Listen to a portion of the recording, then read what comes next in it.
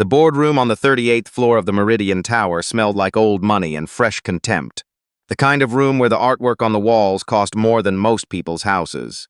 And nobody thought twice about it. Callum Fraser stood alone at one end of a table that could seat 20, a single folder in front of him, his hands steady in a way that didn't quite match what was happening inside his chest. Across from him, arranged like a tribunal, sat 4 members of the Whitmore family, the oldest and most entrenched development dynasty in Calgary, 3 generations of skyline, 4 decades of controlling who built what and where and for how much. And today they had summoned Callum not as a partner, as a supplier, a vendor, someone to be managed. He had known it the moment he walked in and nobody stood up. Gordon Whitmore, the patriarch, 70-something, and still sharp in the particular way of men who had never once been told no, leaned back in his leather chair and studied Callum the way you studied a contractor's invoice, looking for errors, expecting to find them. "Impressive work, Fraser," he said, his voice carrying the careful neutrality of someone who had learned to weaponize understatement. "The Garrison Project especially. We've been watching you," he said, watching the way people said tolerating, and then he pushed a document across the table. Thick bound. The kind of thing that took a team of lawyers weeks to build and about 90 seconds to bury someone under. Callum opened it. His eyes moved down the first page, then the second. By the third page, the number, $740 million, had stopped meaning anything because what he was reading below it had taken all the oxygen out of the room. Full creative authority transferred to Whitmore Group upon signing. Attribution rights renegotiated at the company's discretion. The Fraser design name to be phased out over 18 months, replaced by Whitmore Fraser, then simply Whitmore Development, Design Division. They weren't hiring him, they were absorbing him, erasing the seams so cleanly that in 2 years nobody would know he had existed at all. He looked up. Gordon Whitmore's son, Elliot, mid-40s, the kind of handsome that came from never worrying about anything, was already smiling, the way you smile when you've already decided the meeting is over. "It's a generous arrangement," Elliot said. "You'd have full resources. The Whitmore Network. Access to projects you couldn't touch on your own." "In exchange for what?" Callum asked, and his voice came out quieter than he intended. "Stability," Elliot said simply. "Isn't that what everyone wants?" Across the table, the third Whitmore, a woman named Beatrice, Gordon's daughter, who had said nothing yet and whose silence felt deliberate, tilted her head just slightly. She was the one Callum had been warned about. Not loud, not cruel in any obvious way, but precise. The kind of person who understood that the most effective kind of power was the kind the other person handed you. "You've done something rare, Fraser," she said, and her voice was almost warm. "You built something real from nothing. From a 2-person firm in a rented office in Kensington."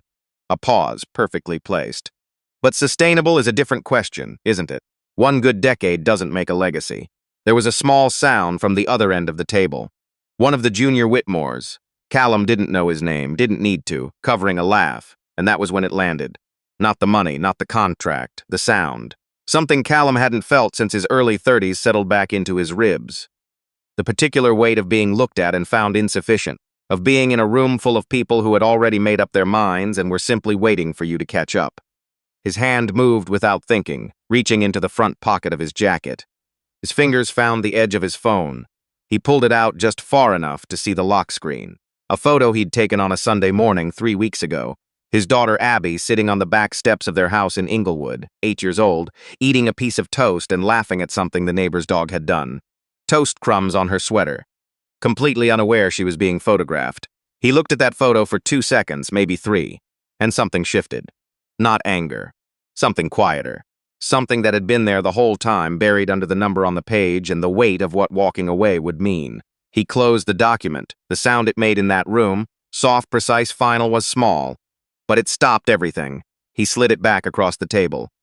"I appreciate the offer," he said, "but you're not buying my firm. You're ending it and calling it something else." He met Gordon Whitmore's eyes.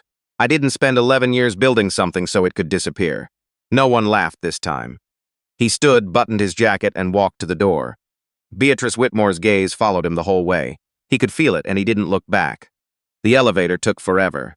When the doors finally opened onto the lobby, the cold November air from the revolving door hit him before he made it outside, and he stood on the sidewalk on 7th Avenue while the city moved around him at its normal, indifferent pace. Cabs and couriers and lunch-hour pedestrians, none of whom knew that he had just turned down enough money to change every single one of their lives. His phone buzzed. A reminder from Abby's school.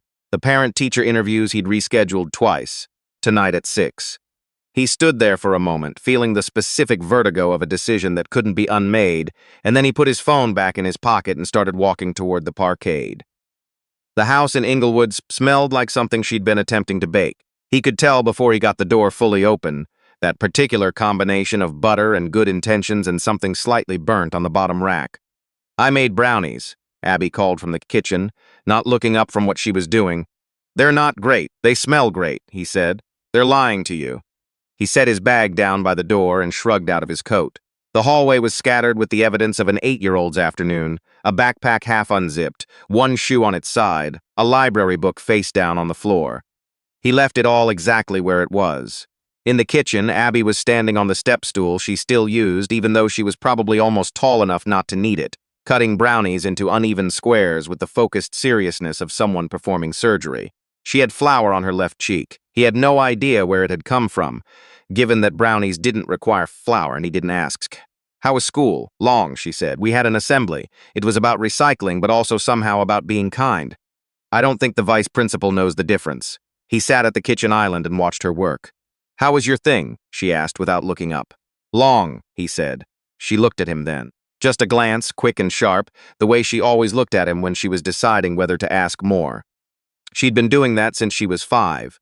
That particular form of reading him that she had developed on her own without anyone teaching her, in the years when it had just been the two of them and she had learned to notice things. "Was it bad?" she asked. "It was a lot," he said. She studied him for another second, then put a brownie on a plate and pushed it across the island toward him. "These are actually fine," she said. "I was being dramatic." He ate the brownie. It was fine. A little dense. He told her it was perfect, and she said, "I know," which was exactly something he would say, and he felt something loosen in his chest that he hadn't realized was still clenched. The team meeting started at 8:30 the following morning, and Callum had not slept more than 3 hours. He'd sat at his kitchen table after Abby went to bed, going through everything. The numbers, the runway, the clients who would wonder, the ones who might start making calls. He'd mapped it all out in his notebook. Not a spreadsheet, an actual paper notebook, because some things he needed to write with his hands. And by 2 a.m., the picture was honest, not catastrophic, but thin. His firm had 12 people. A senior architect, 3 junior associates, 2 project managers, a structural consultant he'd brought on full-time 2 years ago, and a support team that had been with him since the Kensington days. Every one of them had turned down other offers to stay. Every one of them had families. He owed them the truth before they heard it from anyone else. The boardroom at Fraser Design looked nothing like the one at Meridian Tower. It was a converted Victorian row house on 12th Avenue, exposed brick, salvaged wood conference table, a window that looked out onto the alley where someone had painted a mural of a mountain goat for reasons nobody had ever adequately explained. Callum had chosen this building on purpose back when he was renting the ground floor with 2 employees and a single drafting table. His senior architect, Warren Okafor, was already there when Callum walked in. Warren was the kind of person who arrived early to everything, not to make a point, but because he genuinely liked the quiet before things started. He looked at Callum once, and whatever he saw there, he didn't say anything right away. The others filed in, 9 faces around a salvaged wood table. Some of them already knew something had happened. Word travels in a small firm, and a few of them had been following the Whitmore conversation from a distance. Callum told them everything. He didn't soften it. He said, "I walked away from $740 million, and here is exactly why, and here is what it means for us right now." The silence afterward was the particular kind that forms when people are deciding what they actually feel before they let themselves say it. It was Priya Ose who spoke first. She was his youngest project manager, 29, and she had come to him directly out of university because she said she didn't want to work for a firm where the partners' names on the door had been dead for 40 years. She had a quiet precision that Callum had recognized and fought hard to keep. "Can we survive this?" she asked. Not accusatory, just asking. "That's what I'm going to find out," Callum said. "And I'm going to be honest with you about the answer as I know it." Warren hadn't spoken yet. He was looking at the table. When he finally raised his eyes, he said, "They would have cut 3 of us within a year." It wasn't a question. "Yes," Callum said. Another silence. "Then you protected something," Warren said, simply, as though he was stating a fact about a load-bearing wall. Not everyone felt that way. He could see it. One of the junior associates, a man named Felix, smart, nervous, recently bought a house, was doing something with his pen that he probably didn't know he was doing. And Callum didn't blame him. The fear was rational. The math was real. And the decision he had made had not been made for any of them. It had been made for him, for his sense of what this place was worth, and they were all now living inside the consequences. He said, "This is my decision and my responsibility, and if you need to talk to me separately about what this means for you, I will make time for every single one of you today." The meeting ended without resolution, which was honest. Things didn't resolve in a single morning. That wasn't how any of it worked. The first sign of what the Whitmores intended came that afternoon. An email, then a phone call, then another email. A municipal project he'd been shortlisted for, a community center in Forest Lawn that he'd been quietly certain about, sent a form letter saying the review process had been extended. No explanation. The language had a particular bureaucratic texture that meant someone had made a phone call.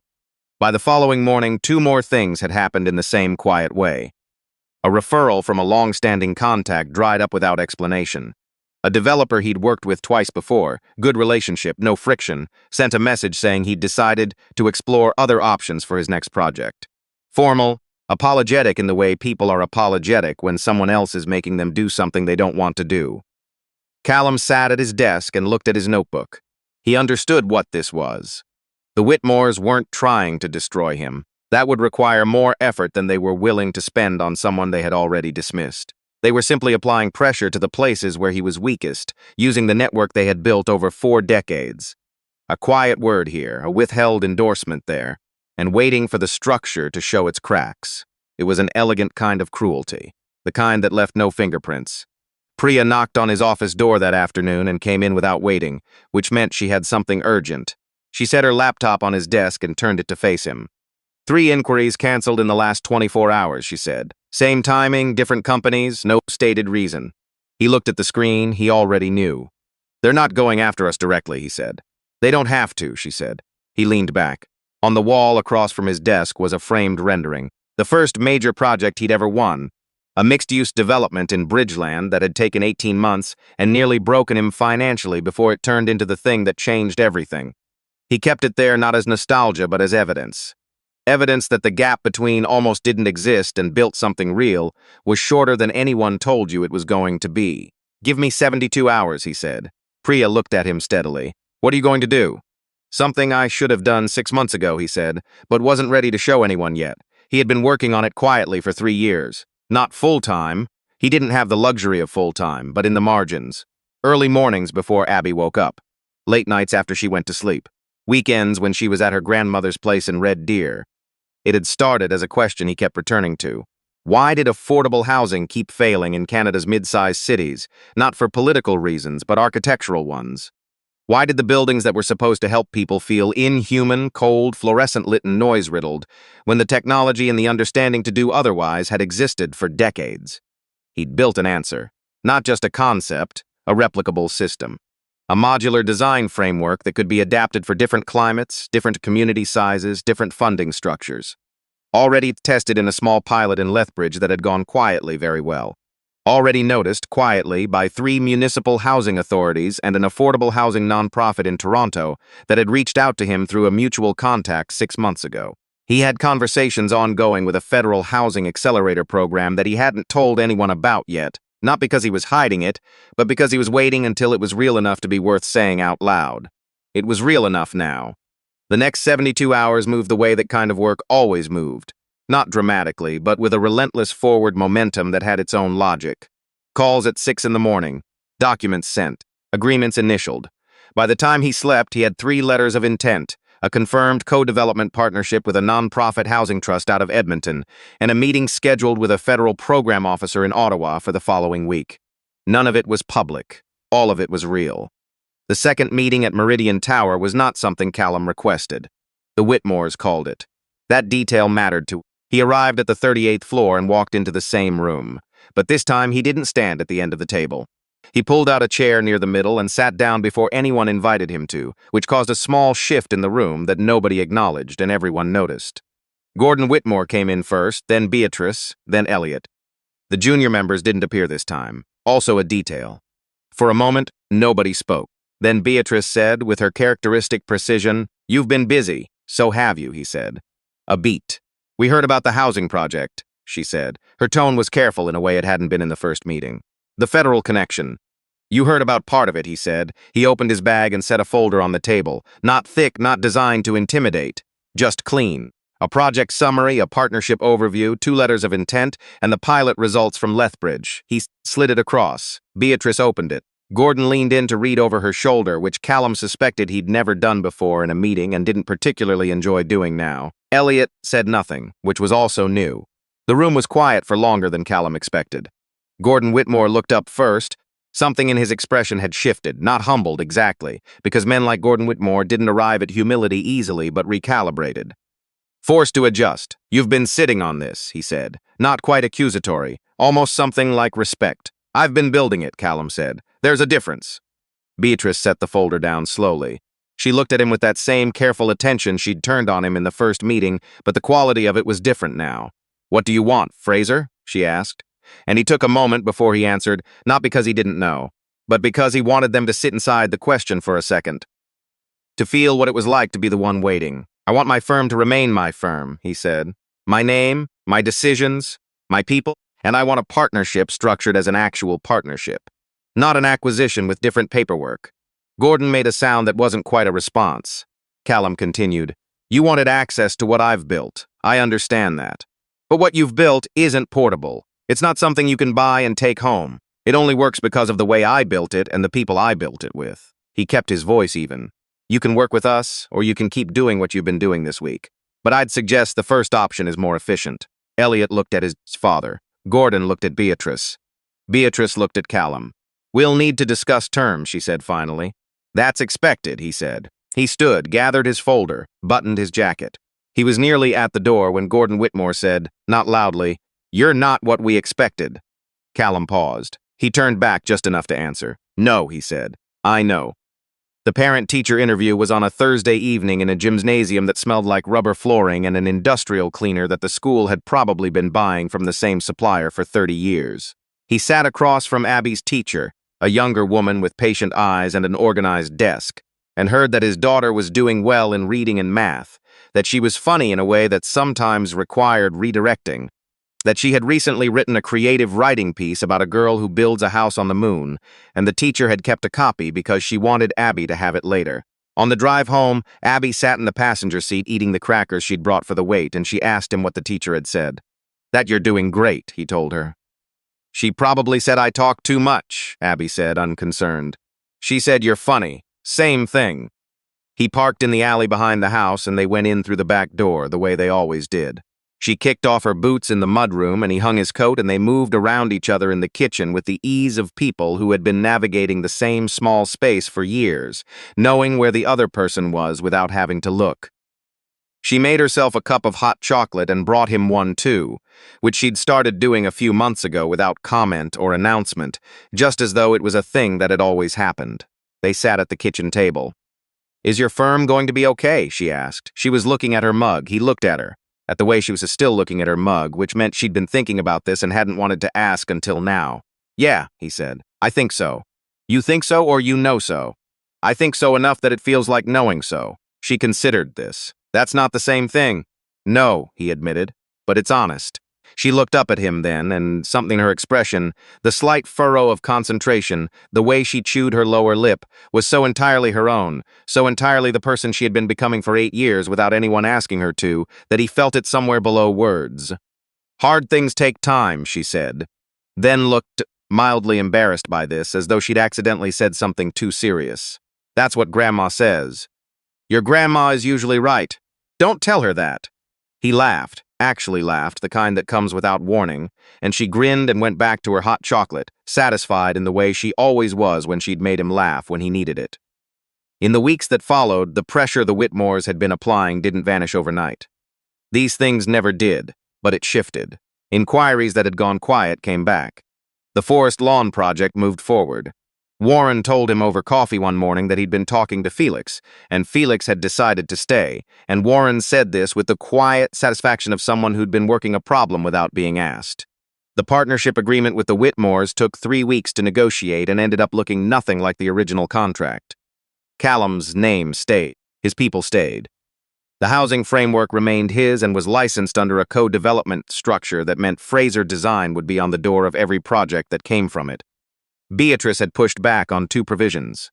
He had held on both. Gordon Whitmore had stopped coming to the later meetings, which Callum suspected was not accidental. At the signing, Beatrice Whitmore shook his hand and held it for a moment before letting go. "You were prepared to lose everything," she said. "I was prepared to lose the things that were replaceable," he said. "That's different." She studied him for a moment in that way she had, and then she nodded once and moved on. On a Sunday in late December, the kind of cold, clear day that Calgary does in a way that makes you understand why people stay through the winters, Callum and Abby went to the park near their house. She brought the sled she'd been asking to use since the first snowfall. He pulled it down the icy sidewalk while she walked beside him with her hands stuffed in her pockets, talking about a book she was reading, a disagreement she'd had with her best friend that had now been resolved, a question she had about how bridges stayed up that he answered as well as he could, and promised to find the proper answer for later. At the hill, she went down 4 times before asking him to come. He sat at the back of the sled, and she sat in front, and they went down together, too fast, veering slightly sideways, landing in a heap at the bottom that made her shriek with laughter. He lay there in the snow for a second, looking up at the blue sky, entirely winded, and she stood up and said, "Again?" with the unself-conscious certainty of someone who had no doubt at all that the answer would be yes. And he got up, because it was his, and they climbed back to the top. Later, walking home in the low winter light, her hand tucked into his without her saying anything about it, he understood something he hadn't quite been able to articulate during all the meetings and the negotiations and the long nights at his kitchen table. The thing he had been protecting all along wasn't really his firm. It wasn't his name on a contract or his credit on a building. It was this. The hand in the conversation that moved freely between bridge engineering and playground politics.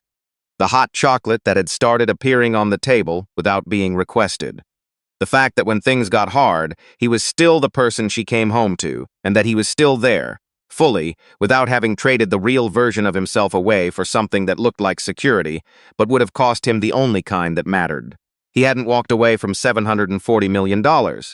He had walked toward every single thing he'd just described on a cold, clear Sunday in December, with snow on his jacket and his daughter beside him, on a street in Inglewood that he had chosen on his own terms without asking anyone's permission, and for the first time in months the weight he'd been carrying in his chest since that day in Meridian Tower finally, quietly, let go.